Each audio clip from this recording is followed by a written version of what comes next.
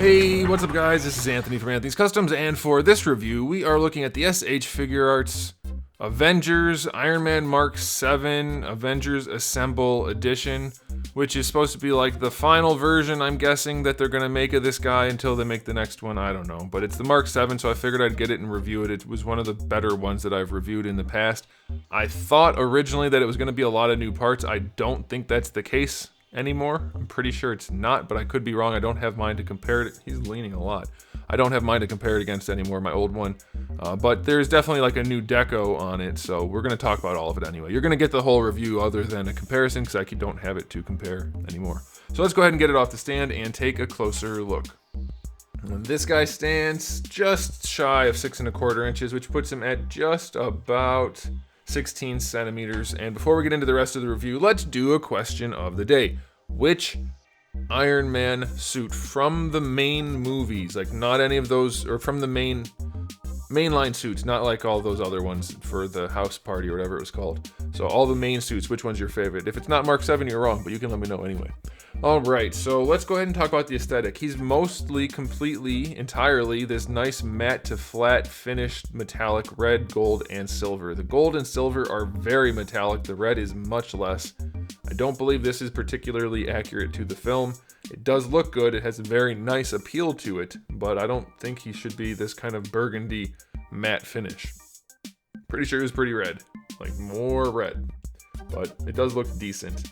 The gold and silver are very nicely done. The battle damage they added, I don't care for it. You can let me know how you feel about it, but to me it just looks like paint deco.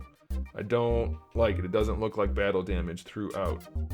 It looks way too deliberate and not like battle damage. Don't care for it. You guys can let me know how you feel about it. Also, I want to point out, you see how there's like a little bit of a curve right in the middle of his faceplate? That's in the mold. It's almost imperceptible if it wasn't for the fact that the gold is so metallic that it catches the light funny. But it is in there, so he does have like a dent, or more like a rolled edge kind of going through his face at some angles. The eyes are still silver, and then the chest is still silver. I guess that's okay.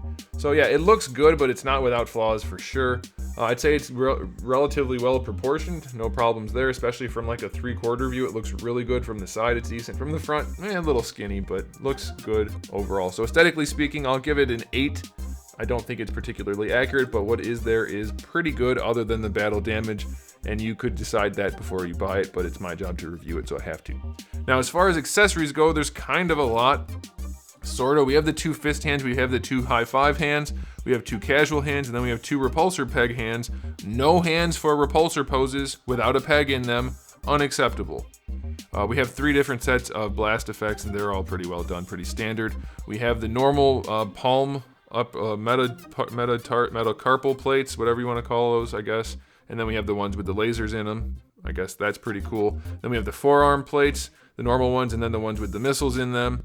Then we have the thigh plates, and then the ones that open up and have the missiles in them. And then we have his backpack plates, the normal ones, and then we have the ones that open up with the missiles in them. As you can see, there's kind of a trend. And that's it for accessories. No flight stand or anything, so I think for this kind of release, at this kind of price point, it should have had a flight stand. Cost them about 30 cents to include it, but they didn't. So accessory-wise, 7 out of 10. No hands that should be included for the repulsor blast hands, and then also no flight stand. Should have a flight stand, doesn't have a flight stand. Okay, for articulation, prepare to be impressed by how bad it is. The head can look up relatively well on top of the neck. With the neck leaning back, it's not bad at all. That's pretty good. We don't have a huge cavity like we've seen, so that's pretty good. Looking down, it can get weird if the neck stays back. You have to bring the neck. The neck likes to not move with the head, but you can do it, and then it works out pretty well. You just kind of have to finagle things, but it does work nicely. You can get the head to move around fairly well. It's one of the better ones. And also, if any of you can confirm or not if all of these parts are reused parts, go ahead and let me know in the comment section below. I wanted to do that, but I don't have mine to do it, so I can't. I'm sorry. Shoulders have a slip joint. It's a very loose slip joint, so be aware as you're posing him, you might end up with one out and one in. Shoulder pads are connected to the arms, which is normally a good thing because you can do this kind of thing and it always stays with it, which is good. You do have a little bit of butterfly movement, although I mean it's like a ball peg, so every direction. But here's the problem with these shoulder pads.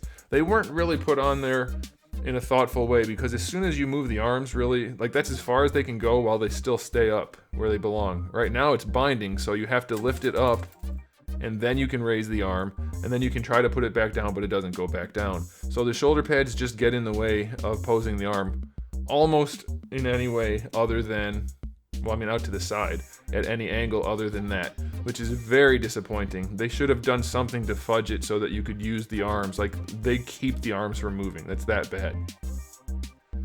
Not good. All right, so we have the bicep swivel. That's okay. Double jointed elbow is okay. These guys do like to fall off, though I don't think it's going to be too much of a problem. Elbows are fine. They're not too ugly. Wrists are on just a basic ball peg. Very minimal range. Torso articulation is utter garbage, abysmal, terrible, ugly, doesn't function well, and is ugly type of articulation. So there's a giant hole right there as soon as you lean him back just the tiniest bit. Huge cavity. Leaning him forward, you get decent enough range, but it's just a giant cavity in the back. You see my, well, I don't know if you're gonna be able to see it, so I'll do it that way. There you go, just giant cavity. Not good. It leans side to side pretty well, but it's just holes everywhere. Terrible, terrible, terrible, terrible. Down here we have the split torso, which offers almost nothing, and then you have the hinging and balls down here, which offer almost nothing. It's just one of the worst torsos ever. It's so limited, and you're gonna scratch the crap out of it as you try to use it, and it just looks ugly no matter what you do. Hips are the same as before, ball hinges, or I mean hinged balls, different thing. There's a hinge in the middle, ball peg at the end, so you can do the drop down thing. It doesn't really look good. He's got one of the worst sets of hips on the Iron Man figures. Lots of holes, lots of gaps, not great range. You have a ball peg down at the thigh, which is where you get your swivel, although you get swivel up there too. So I mean, there's some versatility, and if you mess around with it enough, you might get something that's useful, but it's gonna have lots of gaps, lots and lots of gaps. Knees are double jointed knees, which work well, but are humongous. There's a whole lot of knee there, and there's a lot of gaps. Really not well designed. Over designed like crazy and poorly implemented as far as I can tell. You have a little flap right there, which will allow for the range of the foot to go backwards. Going forwards, you just don't get any. You get a toe hinge, which is very minimal. It'll be okay, but that's all you get.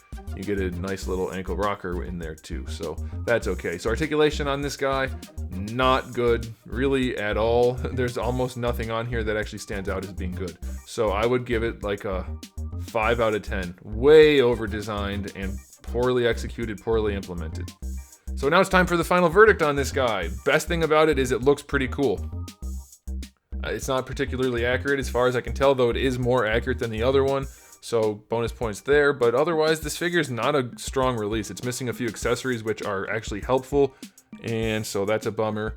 And then again, the articulation is terrible. So final verdict on this guy, a very generous 6 out of 10. Way too expensive for having as many flaws as it does. So there it is, guys. Thanks for watching. If you enjoyed the video, give it a thumbs up. If you didn't, give it a thumbs down. And if you haven't subscribed, you might want to. I have new videos almost every single day, and thousands already on the channel. So make sure you come back for all of that. And in the meantime, keep collecting.